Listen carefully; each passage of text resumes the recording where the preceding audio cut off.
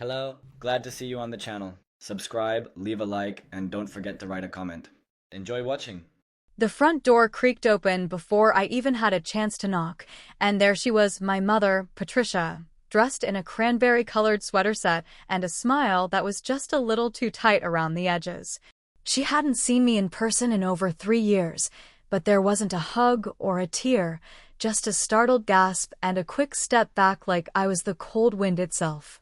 "Well, look what the cat dragged in," she said, forcing a chuckle, then quickly looked over her shoulder into the house like she was checking to make sure the neighbors hadn't noticed my arrival. I stepped inside anyway. The smell of stuffing and roast turkey hit me like a freight train of nostalgia and regret. It was the same house I grew up in, but it felt smaller now, like my absence had shrunk it down. Or maybe I'd just gotten bigger in all the ways they didn't want me to be. My boots clicked against the polished wood floor as I walked through the hallway, each step echoing like judgment. I carried no gifts, no pies, no wine, just a bottle of water in my bag and the weight of everything I never said before. Doug was the first to greet me, my mom's younger brother, and the self-declared alpha male of the family. He slapped me on the back like he was burping a baby. "Well, damn, Melanie. Look who decided to show up. We thought you moved to Mars or something." His laugh was loud, a little too loud, and he was already halfway through his third bourbon from the look of it. "Still doing that freelance thing? What's it called again? Creative, consulting." He squinted at me like the word itself was foreign, or maybe suspicious. "Hope you're making more than exposure bucks these days." I smiled like I'd rehearsed it. "Yeah, still consulting," I said, letting the lie roll off my tongue like it was nothing. "You know, bits and pieces. Keeps the lights on." I didn't tell him the lights were in a loft apartment in Chicago overlooking the lake, not a studio over someone's garage, like he probably imagined. I didn't tell him about Lantern, the tech company I co-founded 2 years ago that had just quietly acquired his darling niece Alyssa's firm last week in an all-stock deal that hadn't even hit the press yet. I didn't tell him because this moment, this entire dinner, was going to be better if they didn't see it coming. Alyssa came in late, of course. Her entrance was dramatic without trying to be. She wore a sleek camel coat, black turtleneck, gold hoops that probably cost more than the groceries on the table. She smelled like something expensive and judgmental. "Melanie," she said, with that slightly arched brow and half-smile, "wow, you made it. Didn't think Thanksgiving was your thing anymore." She was already pouring herself a glass of wine before I could even respond. Her manicure was perfect, her posture straighter than a flagpole, and I could see that little flicker in her eyes, the same one she had the last time we talked, when she said, "You know, not everyone's cut out for stability." Back then, I'd just lost another contract gig and was living off canned soup and desperation. That comment had hit me like a slap, and I'd smiled through it because I needed to make it to dessert without causing a scene.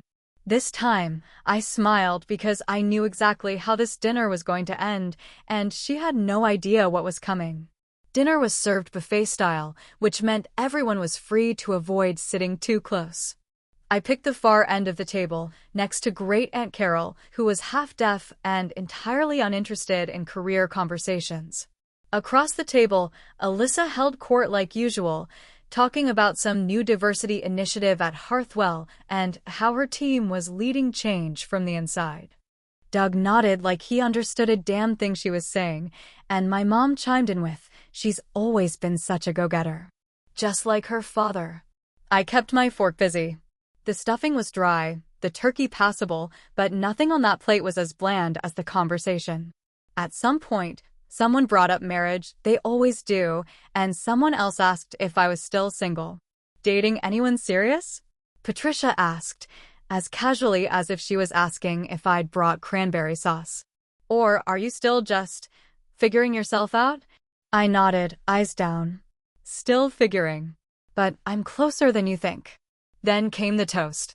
Alyssa raised her glass of red wine, polished nails catching the light like little knives. "I just want to say," she started, smiling at me like she was doing me a favor, "it's so nice to have all of us here." And Mel, we're really proud you came. We just want you to find some direction in life, you know? For real this time. The table laughed. Not cruelly, not loudly, but enough, just enough. I felt it ripple across the linen like a current. Like heat. My mom tried to smooth it over. She's doing her best, she said, voice a little too high-pitched. She just marches to the beat of her own drum, right? I looked across the table, eyes on Alyssa. I waited a beat, then two, then smiled so gently it almost hurt.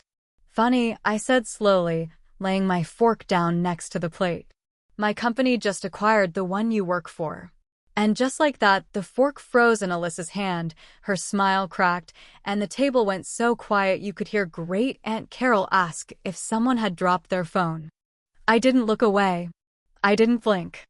I just smiled like the goddamn turkey wasn't the only thing being carved up tonight. The silence that followed my words didn't drop like a pin, no. It hit the table like a damn sledgehammer, flattening conversation, freezing motion, sucking all the smug air right out of the room. For a moment, it felt like the turkey stopped steaming. Alyssa's fork was suspended halfway between her plate and her mouth, her perfectly plucked eyebrows raised so high they could have joined the ceiling fan. She gave this nervous laugh, tight at the edges, like someone choking on a compliment they didn't mean to give. "Oh, come on," she said, the wine glass in her hand catching the overhead light, her voice lifting slightly in pitch as she tried to bring the room back to comfort. "That's funny, Mel. Really? I didn't know you were doing satire these days." She looked around for support, the same way a kid looks around after making a joke they're not sure landed. "She's kidding, right?" Doug barked out a laugh too, but it wasn't real, not all the way. He shifted in his seat, suddenly more aware of the silence around him, and then looked to me. "Wait, are you serious?" His tone dropped half an octave, less mocking now, more careful. "You mean like, you work with Harthwell?" "No," I said, reaching into my bag and pulling out my phone with a calmness I didn't know I could conjure in moments like that.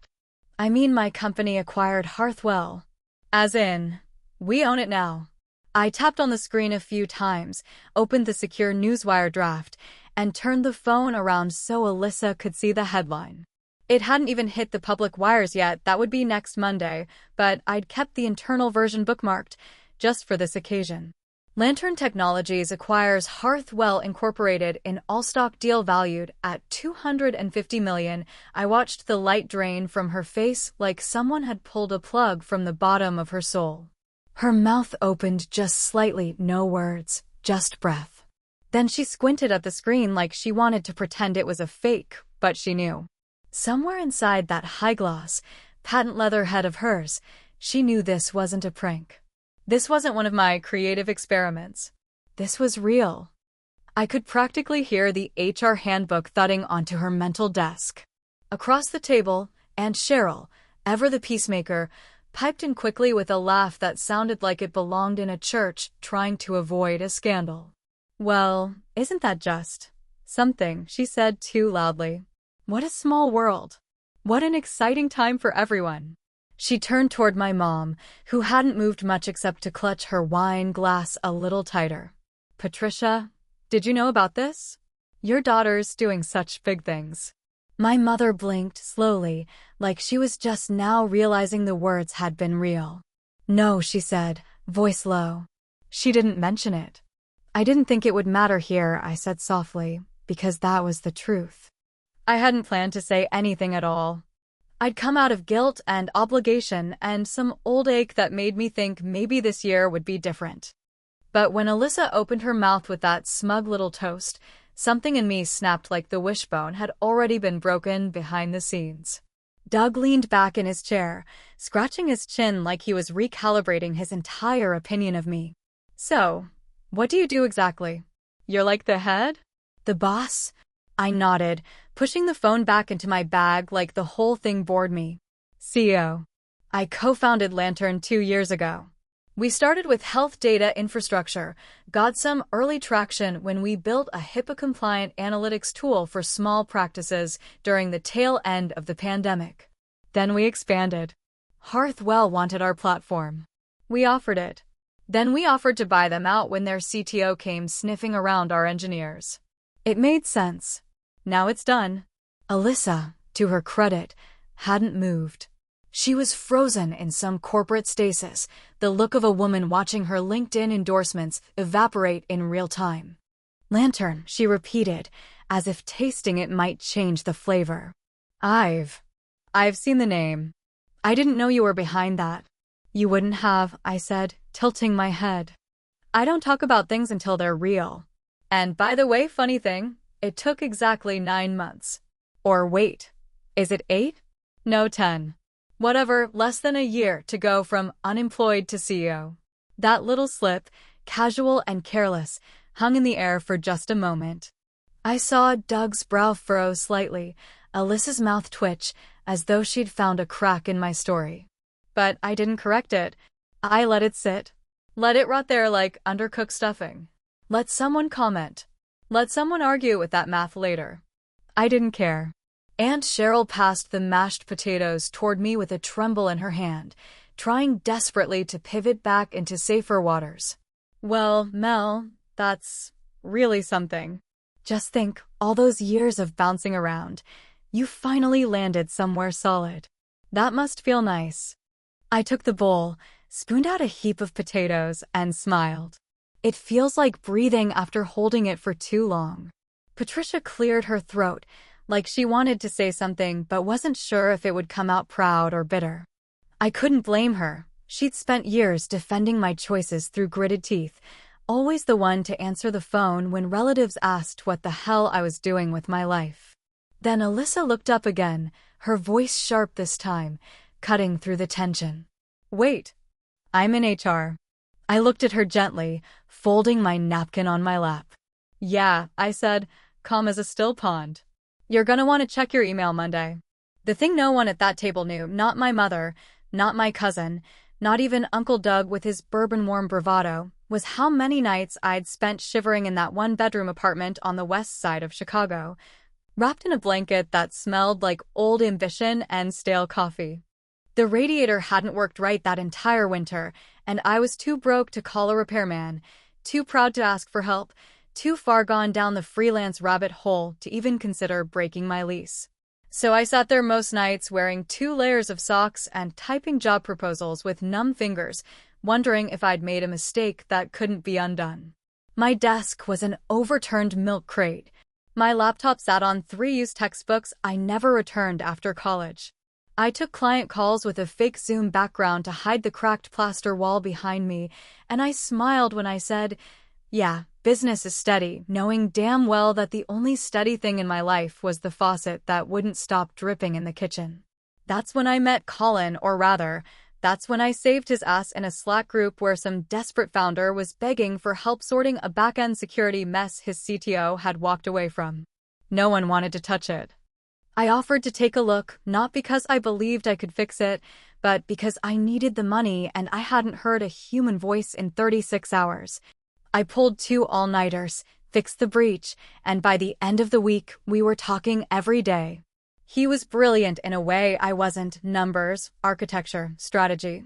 I was the storyteller, the front-facing strategist, the risk-taker who knew how to sell the damn vision when everyone else was too scared to open their mouth. We decided to build something together when Hearthwell turned down a pilot proposal for a data compression tool we'd spent 3 months developing. They called it unscalable and unaligned with roadmap expectations, which is corporate code for "we don't understand it, so we're scared." Alyssa had been copied on the email, and she never responded. Not even a no thanks. Just silence. Like we weren't even worth declining directly. A week later, she posted one of those smug-ass LinkedIn updates about how some people chase unicorns instead of real goals, and I knew it was about me. She knew I saw it. She wanted me to. I screenshotted it. I saved it. Not out of anger, not yet, but because something inside me whispered that one day it might matter. One day I'd want to remember exactly how it felt to be invisible to the people who once clinked champagne glasses when I walked away from my job to follow my passions. At the dinner table, someone coughed, and the sound dragged me back into the room like a rope around my ribs. The air was heavy again, not just from gravy and roasted meat, but from a kind of polite dread that only shows up when money enters a room it's not supposed to. My mother, who had gone silent after the HR comment, finally spoke. Her voice was soft, tight around the edges like she was trying not to say something she'd regret later. "Melanie," she began, "I think it's impressive what you've done. But I just wonder if maybe this whole thing tonight, the way you dropped this on everyone, maybe it's a little much? Are you proud of this? I mean, truly proud? Or is it just a power trip?" I turned to her and met her eyes, and for once I didn't try to soften the truth. "It's not about power," I said, reaching for my wine, the glass cool in my hand like something earned. "It's about balance. You spend long enough being underestimated, and one day you stop asking for space, you just take it. That's not pride, Mom. That's survival." Aunt Cheryl let out a small sigh, one of those dramatic exhale of peace efforts women like her use to glue broken moments back together. "But it doesn't have to be personal, does it?" she said, hands folded near her untouched piece. "I mean, you're not going to do anything drastic? Alyssa's in HR. She's good at what she does. Everyone makes mistakes." I nodded, slowly, deliberately. "Sure," I said, "and sometimes mistakes come with consequences." Doug, who had been swirling the last of his drink, put down his glass and looked at me hard. "You're not firing her, are you?" I held his gaze, sipping the wine like it was the most natural thing in the world, letting the flavor sit a moment on my tongue before I said, "I haven't decided yet." The sky was that inky blue-black shade you only get in late November, when the cold settles into your spine like a roommate you didn't ask for, and even the stars look like they're trying to shiver out of the sky. I stepped outside onto the back porch, the wooden planks groaning under my boots, and breathed in air so sharp it felt like biting into regret. Inside, the house still hummed with awkward tension, the kind that hangs in the corners after a dinner that didn't quite burn but definitely left a scar. My wineglass was still half full, but the buzz had gone, leaving only that ache behind my ribs, the one that says, "Congratulations, you won, now what?" The phone buzzed in my coat pocket, the screen lighting up with Colin's name, and I hesitated for just a second before I answered, because some part of me already knew what he was going to say.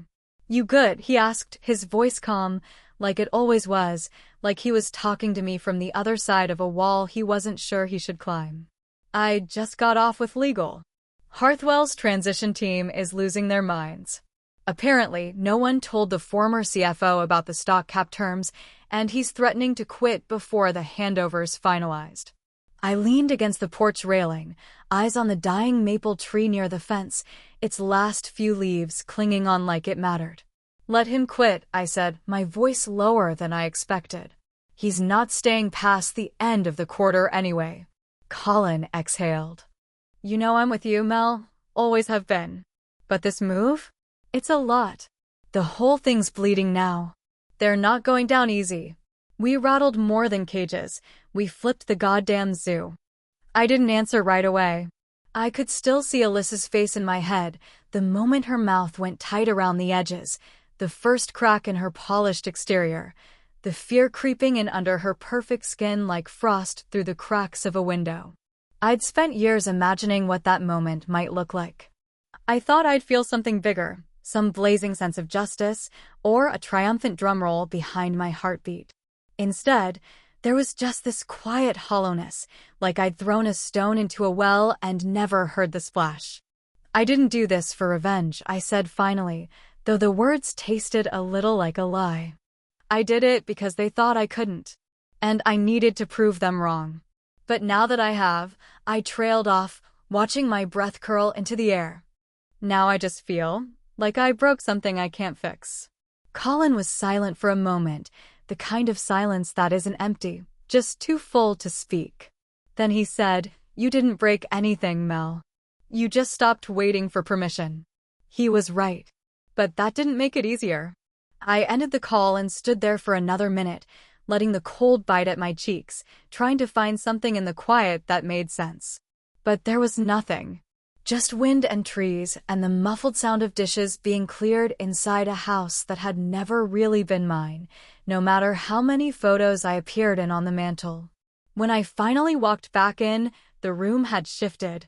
People were moving in slow, scattered waves, clearing plates, offering leftover containers, trying to salvage what was left of the evening with smiles that didn't reach their eyes.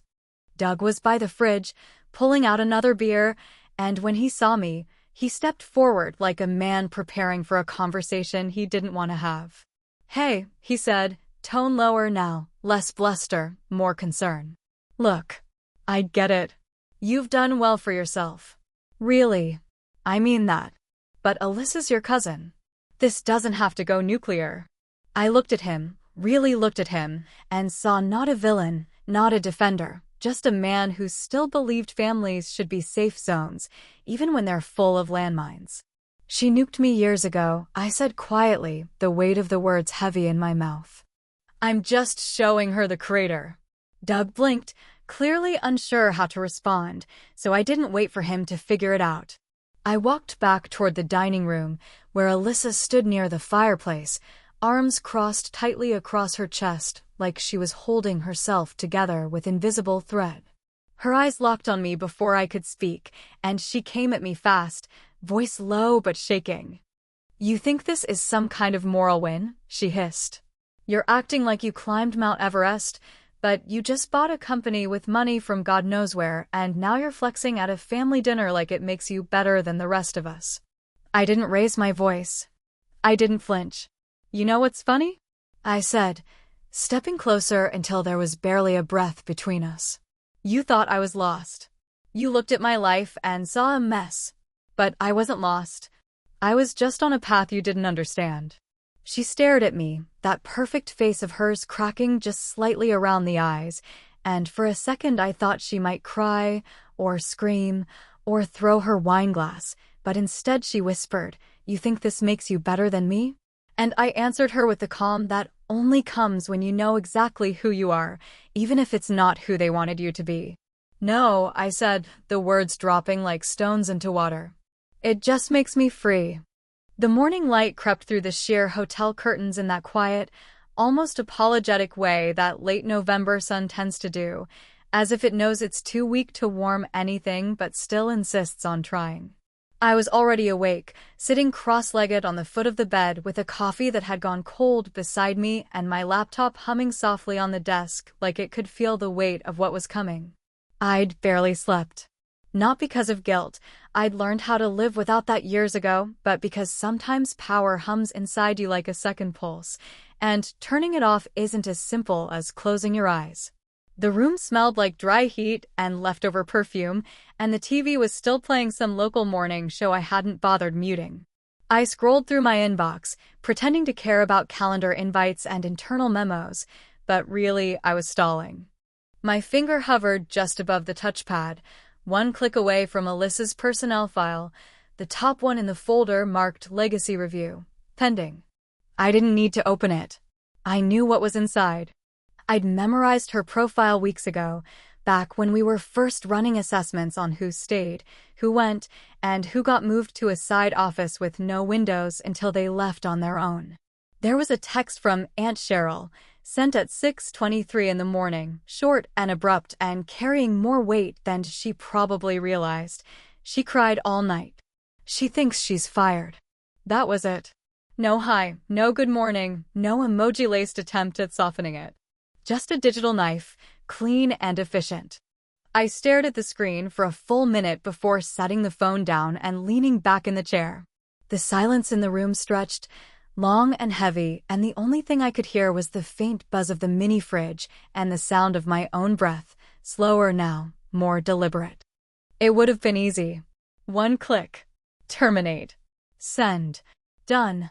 After all the years she spent treating me like an experiment gone wrong, like a family embarrassment wrapped in potential no one wanted to claim, I had every reason to end her tenure with the kind of quiet precision that leaves no blood but all the bruises. And I would have been right to do it, too. No one in that company would have questioned it. HR had underperformed for the last 2 quarters. Compliance reports were sloppy. Onboarding metrics had dropped. She was a legacy hire who coasted on charm and cocktail banter, and everyone knew it. But revenge, I've learned, isn't always loud. Sometimes it doesn't even look like revenge at all. Sometimes it just looks like telling the truth on paper and letting it speak louder than any outburst ever could. I remembered the worst day of my professional life, the day I lost my biggest client, got dumped by the guy I thought was going to marry me, and had to pawn my guitar just to pay rent. That night, I came home to a package on my stoop. It was a single cupcake in a box, with a handwritten note from Alyssa. Hang in there. Even butterflies were once caterpillars. No call. No visit. Just a saccharine punch in the gut disguised as support. I sat on the floor and cried, not because it was kind, it wasn't, but because it reminded me I had family who could have helped and chose not to. That memory flickered through me like an old scar catching a breeze, and before I knew it, my hand was on the mouse again. I clicked the file open, skimmed through the notes, then moved to the final tab. The drop-down menu offered the options I'd memorized. One of them said terminate. Another said reassign. I clicked reassign. Then, without a second thought, I typed out the internal note. New direction. HR lead no longer needed in current form. Transition to internal analytics advisory pending approval. Consider this a chance to find your own path. I closed the laptop, stood up slowly, and walked to the window. The sun was trying again, weak, pale, but steady. That was enough. I packed my bag in silence, checked out at the front desk with a smile that didn't ask for conversation, and stepped out into the crisp air where a black SUV waited for me at the curb. Colin was in the passenger seat, typing furiously on his phone, but he looked up when I climbed in. "You sure she deserved mercy?" he asked. Not accusing, just curious, like he couldn't quite tell if I was softening or sharpening the blade. I buckled my seatbelt, leaned back into the leather, and stared straight ahead. "Mercy's a power move," I said, voice steady and without hesitation. "She'll either figure that out or she won't. But either way, she'll know I didn't flinch." The car pulled away from the curb as the city unfolded around us, glass towers and coffee carts, and the 1,000 little lives humming around mine. I didn't feel victorious. I didn't feel vindicated. I just felt done. And sometimes, that's the sweetest ending there is. Revenge is a dish best served warm. Just long enough to let them know you cooked it yourself.